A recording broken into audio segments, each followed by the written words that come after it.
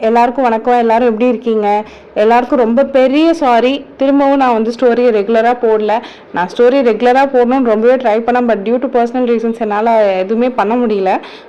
Sorry. இனிமேல் ரெகுலராக கண்டிப்பாக போட ட்ரை பண்ணுறேன். அட்லீஸ்ட் வீக்லி ஒன்ஸ் இல்லை வீக்லி ட்வைஸ் கண்டிப்பாக ஸ்டோரி அப்லோட் பண்ணுறேன். கண்டிப்பாக உங்கள் சப்போர்ட் தேவை. ஆக்சுவலி பார்த்தீங்கன்னா டெலிகிராமில் இதை நான் பே பண்ணி தான் வாங்கிட்டு இருக்கேன். இது வந்து நான் கதை கிடைக்காம கஷ்டப்பட்ட மாதிரி நிறைய பேர் இந்த ஸ்டோரி பிடிச்சி போய் கதை கிடைக்காம இருப்பாங்கல்ல, அவங்களுக்காக சொல்லலாம் அப்படின்னு தான். அவங்க சொல்கிற ஆக்சுவலி இந்த எல்லாருமே நிறைய பேர் கேட்டிருந்தீங்க கதையை வந்து அப்படியே அப்லோட் பண்ணுங்க அப்படின்ட்டு. அப்படியே அப்லோட் பண்ணால் கண்டிப்பாக காப்பிரைட்ஸ் இஷ்யூ வரும். அது ரொம்ப பெரிய இஷ்யூ ஆகும். அது எனக்கு வேணான்னு தான் நான் ஸ்டோரியாக சொல்கிறேன். Happy new year. உங்கள் நியூ இயர் எப்படி போச்சு? உங்கள் நியூ இயர் ரெசல்யூஷன்லாம் என்ன பிளான் பண்ணியிருக்கீங்க அப்படின்றத மறக்காமல் சொல்லுங்கள் கமெண்ட்ஸில். ஸோ ஸ்டோரிக்குள்ளே போயிடலாம். அப்போ வந்து சகுந்தலா கிட்ட கபிலன் கேட்டுக்கிட்டு இருக்கான், உனக்கு அந்த சதி பற்றி, அசோகவன சதி பற்றி உனக்கு தெரியுமா அப்படின்னு சொல்லி கேட்டுக்கிட்டு இருக்கான். அப்போ சகுந்தலா என்ன சொல்கிறா, அவள் ஒத்துக்கிட்டாலா இல்லையா அப்படின்றதுலேருந்து கண்டினியூ பண்ணுவோம். ஏற்கனவே வந்து கபிலன் சகுந்தலாவோட மீட்டிங் பற்றி பார்த்துருப்போம். இப்போ அதுலேருந்து கண்டினியூ பண்ணலாம். ஸோ கபிலன் வந்து பார்த்திங்கன்னா அசோகவனத்தோட திட்டத்தை வந்து கண்டுபிடிச்சி தர மாதிரி சகுந்தலா கிட்ட கேட்குறான். ஆனால் அது வந்து இப்போ சகுந்தலா வந்து அவங்கள வந்து கண்டுபிடிச்சி கொடுத்துட்டா அது அசோகவனத்தையே காட்டி கொடுக்குற மாதிரி ஆகிடும். ஸோ வந்து அவள் ரொம்ப பயப்படுறா. ஆனால் கபிலன் என்ன சொல்கிறான்னா, நான் கானகத்துக்கு போனதுலேருந்து நிறைய தெய்வீக வாரிசில் கொண்டிருக்கேன். அதில் அசோகவனத்தை சேர்ந்தவங்க நிறைய பேர். அப்படி இருந்தும் ஏன் அசோகவனத்தை சேர்ந்த ஆதிதேவர் யாருமே என்னை கொல்லணும்னு நீ யோசிச்சு பார்க்கலையா அப்படின்னு சொல்லிட்டு சகுந்தலா கிட்ட கேட்குறான். சகுந்தலா உடனே ஒரு பயங்கலந்த பார்வையோட கபிலனை பார்க்குறா. கபிலன் மேலும் தொடர்றான், சகுந்தலா இங்கே கொஞ்ச நேரத்துக்கு முன்னாடி நடந்த ஒரு விஷயத்தை பற்றி சொல்லட்டுமா? கபிலனை பயங்கரந்த பார்வையோட பார்க்குறா. உடனே கபிலன் துருவபிரானுக்கும் அதியரசருக்கும் நடுவில் சண்டையை பற்றி சொல்கிறான். அந்த சண்டையில் ஏன் துருவபிரான் வந்தார்னா, சந்திரமுகி தேவியை பற்றி அதியரசர் தவறாக பேசினதை அவரால் ஏற்றுக்க முடியாமல் வந்தார். துருவபிரான் பேரை கேட்டவனே சகுந்தலா பயந்து போயிடுறா. ஏன்னா துருவபிரானை தூண்டக்கூடிய ஒரு உருவம் கூட ஆத்மசேஷத்தில் இல்லை. துருவபிரான் அப்சர லோகத்திலே ஒரு பயங்கரமான உருவமாக கருதப்படுறாரு. கிட்டத்தட்ட ஒரு போர் கடவுள் மாதிரி அப்சர லோகத்தில். ஸோ ஏற்கனவே வந்து பார்த்தீங்கன்னா கபிலன் பின்னாடி வந்து சந்திரமுகி தேவி மட்டும்தான் இருந்தாங்க. இப்போ வந்து பார்த்தா துருவபிரானும் கூட சேர்ந்துருக்காங்க. இதுவே வந்து பார்த்தீங்கன்னா சகுந்தலாவுக்கு பயமாக இருக்குது. இனிமேல் கபிலனை யார் எதிர்க்க போகிறா அப்படின்ற மாதிரி யோசிக்கிறா. மட்டும் இல்லாமல் இப்போ கபிலன் வந்து சத்தியமேரு மலையை ஏறினதால கபிலன் சத்தியதேவ ஆலயத்தோட ஒரு முக்கியமான உறுப்பினர் ஆயிட்டான். அதனால சத்தியதேவ ஆலயத்தோட அதிபதி கபிலனுக்காக என்ன வேணா செய்வாங்க. அது மட்டும் இல்லாமல் அதிபதியோட மகளான இளவேனில் கபிலனோட நண்பர் ஆயிட்டா. ஸோ வந்து இளவேனிலும் கூட சேர்ந்து சொல்கிறான், கண்டிப்பாக எங்கள் அம்மா கபிலனுக்காக என்ன வேணால் செய்வாங்க. ஏன்னா அவர் வந்து சத்தியதேவ ஆலயத்தோட முக்கிய உறுப்பினர். அது மட்டும் இல்லாமல் பரசுவோட சத்திய சகோதரர். ஸோ அதுக்காகவே எங்கள் அம்மா அவருக்காக எந்த எல்லைக்கு வேணால் போவாங்க அப்படின்னு சொல்லிட்டு சொல்கிறான். உடனே பரசு சகுந்தலா பயன்படுத்துகிறான். எப்படின்னா, ஏ பெண்ணே இதோ பார், உன்னை நாங்கள் இங்கேயே கொண்டுட்டு ஒரு சாட்சியும் இல்லாமல் தப்பிச்சிருவோம். எப்படி தெரியுமா? ஐயோ அவங்க போகக்கூடாத இடத்துக்கு போயிட்டாங்களே, அவங்களுக்கு வந்து ரொம்ப ஆபத்தான விஷயம் நேர்ந்துச்சு அப்படின்னு சொல்லிட்டு நாலா பக்கம் இருந்து நாங்கள் கதை சொல்லுவோம். இங்கே நாங்கள் சொல்கிறதால எல்லாருமே நம்புவாங்க. அதோட சத்திய தேவாலயத்தோட அதிபதியும் நாங்கள் சொல்கிறதுக்கு ஏற்ற மாதிரி தான் பேசுவாங்க. ஸோ உன்னை என்னன்னு கேட்க சாட்சியே இருக்காது. ஸோ உனக்காக யாருமே எதுவுமே பேச முடியாது அப்படின்னு சொல்லிட்டு சொல்கிறான். இதை சகுந்தலா யோசிச்சு பார்க்குறா. இதை யோசிக்கிறப்ப அவளுக்கு பயம் வருது. ஏன்னா சாட்சி இல்லைன்னா அப்சர லோகத்து அரண்மனையால் கூட என்னமே விசாரணை பண்ண முடியாது. இவங்க கொன்னாங்கன்ற இதை மட்டும் வச்சு யாருமே பண்ண முடியாது. அதுக்கான சாட்சி வேணும். அதுக்கான சாட்சி இல்லைன்னா ஆத்மசேஷரோட ஆதிதேவரால் கூட சகுந்தலாவை காப்பாற்ற முடியாது. இது வந்து சகுந்தலா ரொம்ப தீவிரமாக யோசிக்கிறா. இதை பார்த்துட்டு இருக்க கபிலன் வந்து, நீ நல்ல செய்தி சொல்லுவ அப்படின்னு சொல்லிட்டு நான் நம்புறேன் சகுந்தலா அப்படின்னு சொல்லிட்டு சகுந்தலா கிட்ட சொல்கிறான். சகுந்தலா கொஞ்சம் யோசிச்சுட்டு அவளோட கோப்பையை எடுத்து உயர்த்துறா, அதாச்சும் ஒப்புக்கொண்ட மாதிரி. ஸோ எல்லாருமே வந்து மது அருந்துறாங்க அங்கே உட்காந்து. அதுக்கப்புறம் சகுந்தலா மனசுக்குள்ளே யோசிச்சு பார்க்குறா, பலவீனவார்கள் இப்படி தான் வந்து நினைப்பாங்க போல, இவ்வளோ கஷ்டப்படுவாங்க போல அப்படின்ட்டு. ஏன்னா இவ வந்து அசோகவனத்து கூட சேர்ந்து பலம் இல்லாதவங்களை, பலவீனமானவர்களை டார்ச்சர் பண்ணி தான் இருந்திருக்கா. இப்போதான் வந்து அவள் அந்த நிலைமைக்கு போகிறப்ப தான் அவங்கள பற்றி அவள் யோசிச்சு பார்க்குறா. ஸோ இதுக்கு அடுத்து வந்து பார்த்தீங்கன்னா சகுந்தலா இங்கேருந்து முடிச்சுட்டு ஸ்ட்ரெயிட்டாக கானகத்துக்கு கிளம்பத்துலேருந்து வெளியே கிளம்பி சப்ததேவ அரண்மனைக்கு போயிட்டு அங்கேருந்து கருந்துளை வழியாக கானகத்துக்கு போகிறா. அவள் கிளம்புனதை பார்த்து கபிலன் சந்தோஷப்படுறான். கூடவே பின்னாடி போகிறான். ஏன்னா இது ரொம்பவே முக்கியமான விஷயம். அவன் சகுந்தலா மட்டும் நம்பி விட முடியாது. ஸோ அவனும் பின்னாடியே போகிறான். போகிறப்ப அவனோட உருவத்தை மாற்றிக்கிறான், ஒரு சாதாரண துறவி மாதிரி. சகுந்தலாவும் கபிலனும் கானகத்துக்குள்ளே போகிறாங்க. சகுந்தலா கானகத்துக்கு போன உடனே அங்கே இருக்கிற வந்து பார்த்திங்கன்னா அசோகவனத்தில் ஒரு முக்கியமான ஆளான மலைமாந்தர் குலத்தை சேர்ந்த உதயபாரி கிட்ட போய் பேச ஆரம்பிக்கிறா. அதை பார்த்த கபிலனுக்கு சந்தோஷம் வந்துடுது. இவன் நம்ம சொன்ன வேலையை கரெக்டாக தான் செய்கிறா அப்படின்ட்டுன்னு. கபிலன் உருமாறி இருக்கான்ல. ஸோ வந்து அவன் வந்து சகுந்தலா இவங்க 2 பேரும் பேசுறதுக்கு கேட்கறதுக்காக அவங்க பின்னாடியே போகிறான். அவங்க 2 பேரும் வந்து பார்த்திங்கன்னா ஒரு உணவகத்துக்குள்ளே போய் உட்காராங்க. இவன் அதுக்கு எதிரில் இருக்க தேநீர் கடைக்கு போகிறான். அவனோட பரிமாண சக்தியால் அந்த உணவகத்தை ஃபுல்லாக ஆராய்ஞ்சிட்டு அவங்க பேசுகிறத கேட்குற மாதிரி சக்தியால் அந்த உணவகத்தை பூட்டுறான். அவங்க பேசுறது எல்லாத்தையும் தெளிவாக கேட்குற மாதிரி அவங்க பேசிகிட்டு இருக்கப்போ தான் கபிலனுக்கு ஒரு முக்கியமான விஷயம் தெரிய வருது. அதாச்சும் அசோகவனத்தோட சதியே பிரணவ விருட்சத்தோட இருப்பிடத்தை கண்டுபிடிச்சு அழிக்கிறது தான் அப்படின்ட்டுன்னு. இதை கேட்டு அவன் ஆடி போறான். ஏன்னா ஏற்கனவே நான் சொன்ன மாதிரி பிரணவ விருட்சன்றது கானகத்தோட ஆன்மீக வேர். அது அழிக்கப்பட்டுச்சுன்னா கானகம் மீண்டும் இருளுக்குள் போயிடும். எப்படி இடைக்காலத்துக்கு அப்புறம் கானகத்துல ஒரு ஆதிதேவர் கூட தோன்றலையோ அந்த மாதிரி திரும்ப கானகம் வந்து அழிவை நோக்கி போயிடும். கபிலன் ரொம்ப பயந்து போயிடுறான். அதோட சேர்த்து அவனுக்கு அதிகப்படியான கோபம் வருது. மேலும் வந்து உதயபாரி சகுந்தலா பேசுறது கேட்குறான். உதயபாரி வந்து என்ன சொல்கிறான்னா, நம்ம அந்த இடத்த மட்டும் கண்டுபிடிச்சி அவங்க கிட்ட சொல்லிட்டா போதும், மீதியை வந்து நம்ம ஆதிதேவர்கள் பார்த்துப்பாங்க. உடனே சகுந்தலா கேட்குறான், ஆதிதேவர்களால் வந்து கானகத்துக்குள்ளே வர முடியாதுல்ல, மகாயுக துறவி கூட கானகத்தில் இருக்க முடியாது தானே அப்படின்னு சொல்லிட்டு கேட்குறா. அதுக்கு வேற ஒரு வழி இருக்குது அப்படின்னு சொல்லிட்டு உதயபாரி சொல்லிட்டு இருக்கான். உடனே கபிலன் யோசிக்கிறான். என்னன்னா பிரணவ விருட்சம் வந்து பார்த்திங்கன்னா சமுத்திராவோட மாளிகையான ஜீவித அரண்மனையில் வானவில் அரண்மனை அதோட ஒரு பங்குல இருக்குது. அதோட ஜீவித அரண்மனையோட ஒரு பார்ட் வந்து வானவில் அரண்மனை அதோட ஒரு பங்குல இருக்குது. ஸோ வந்து அதுக்கு வந்து யாருக்கெல்லாம் போயிட்டு வர யாருக்கெல்லாம் அதை பற்றி தெரியும் அப்படின்னா, முக்கியமாக விக்ரமர் தேவருக்கு தெரியும், அப்புறம் தரங்கினிக்கு தெரியும். ஏன்னா அதை பாதுகாக்கிறது வந்து பார்த்திங்கன்னா பரிதிரர் பேரரசர் பரிதிரரோட இது.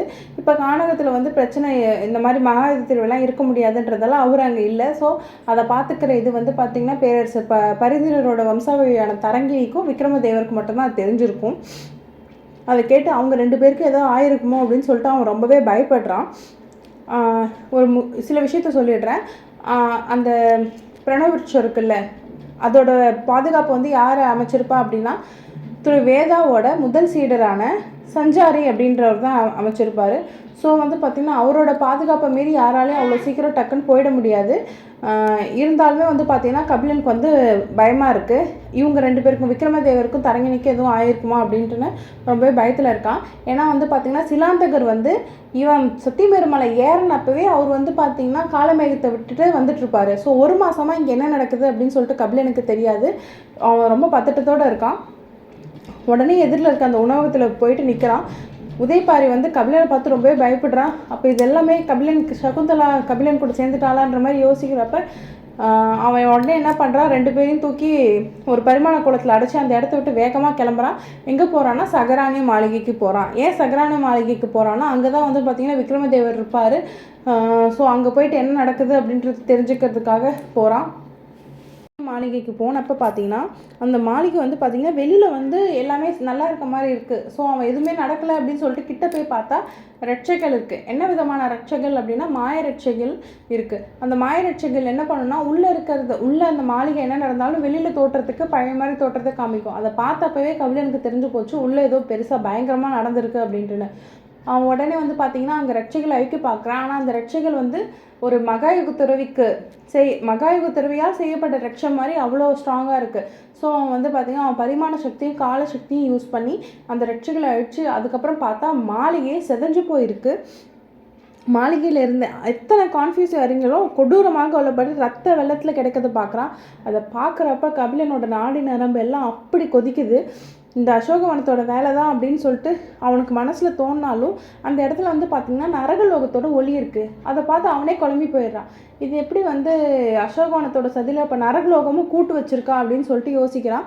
ஆனால் அங்கே ஃபுல்லாக அசோகவனத்தோட சதி மாதிரி என்ன ஒரு சாட்சியுமே இல்லை. ஃபுல்லாகவே வந்து பார்த்திங்கன்னா நரகலோகத்தோட ஒளி தான் தெரியுது. அசோகவனத்தை சேர்ந்த யாரோட ஒளியுமே அங்கே தெரியல. ஆனால் வந்து சாட்சி இல்லாமல் காய்களை நடத்திருப்பாங்களோன்னு சொல்லிட்டு அவன் யோசிக்கிறான்.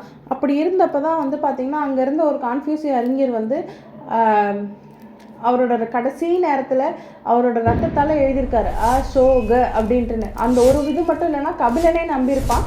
இது வந்து அசோகவனத்தோட திட்டம். யார் வந்து இப்போ வந்து அப்சரலோகத்திலேருந்தே வந்து விசாரித்தாலுமே அந்த இடத்துல வந்து பார்த்திங்கன்னா நரகலோகத்தோட ஒளி தான் இருக்கும். ஸோ அவங்க வந்து இது நாங்கள் பண்ணலை அப்படின்னு சொல்லிட்டு தப்பிக்கிறதுக்காக இந்த மாதிரி நரகலோகத்தோட ஒளியை வந்து அந்த இடத்துல விட்டுட்டு போயிருக்காங்க. மாளிகையில் வந்து பார்த்தீங்கன்னா சதுரங்க பலகை இருக்கும். இந்த சதுரங்க பலகை ஏற்கனவே நமக்கு நிறைய இடத்துல வந்திருக்கும். அதாச்சும் வந்து பார்த்தீங்கன்னா எல்லாரோட சக்தி வந்து பார்த்தீங்கன்னா அதில் இருக்கும்.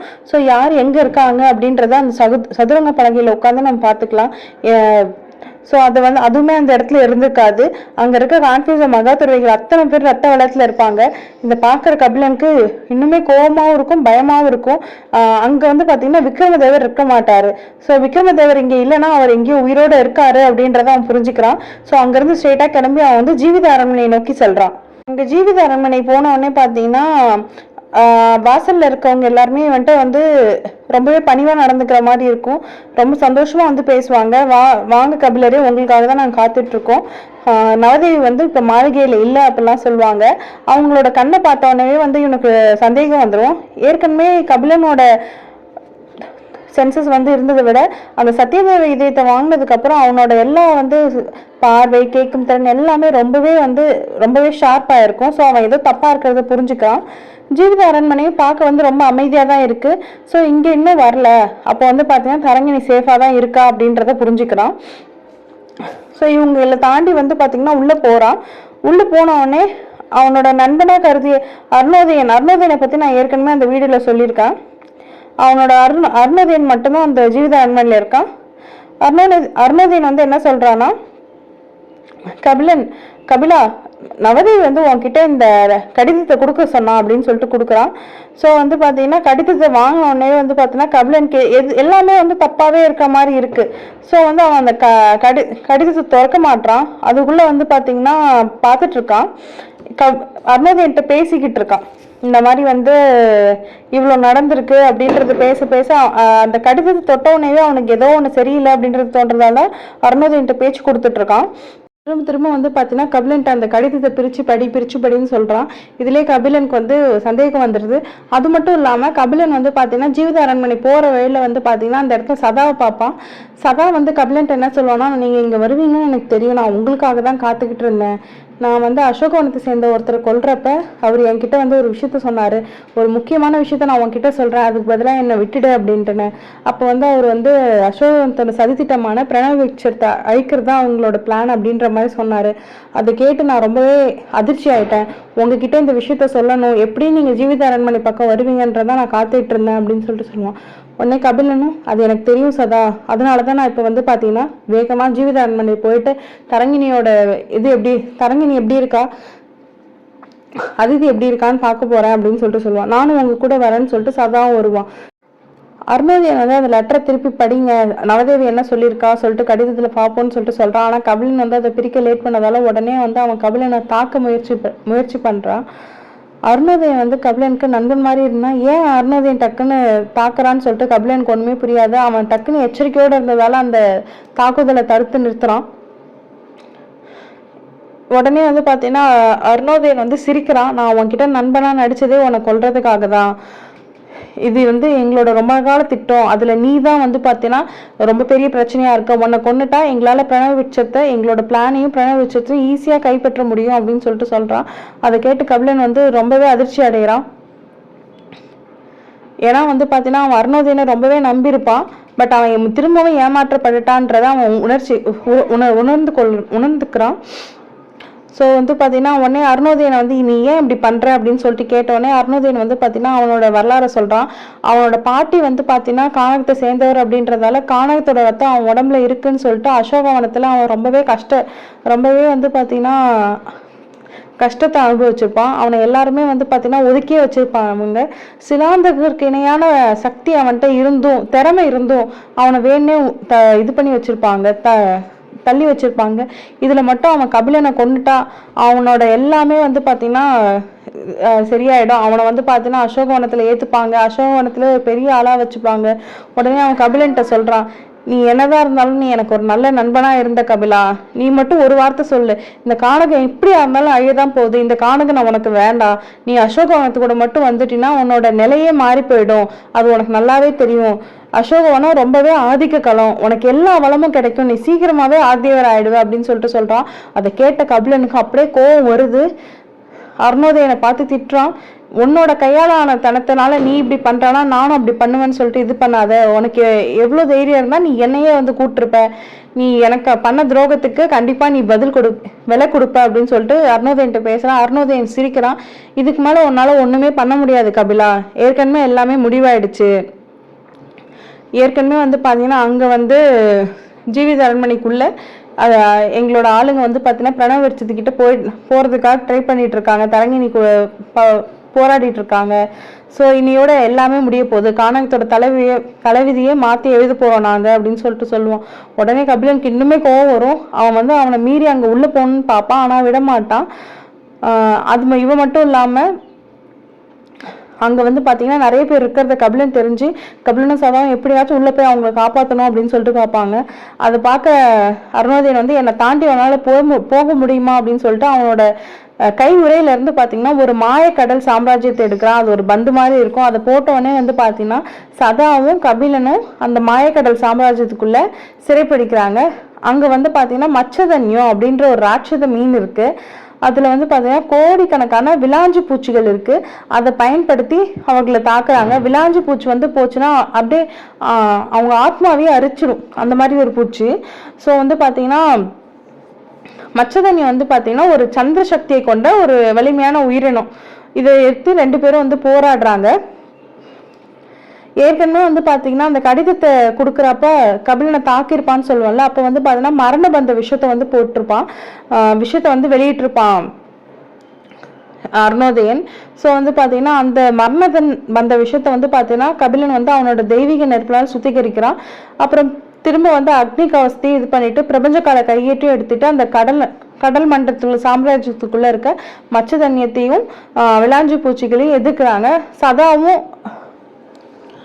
கபிலனும் சேர்ந்து அந்த விளாஞ்சு பூச்சிகளை ஒன்னொன்னா கொள்றாங்க. சதாவை நோக்கி வர ஒவ்வொரு விளாஞ்சு பூச்சும் அவனோட வாழ்வீச்சினால செத்து போகுது.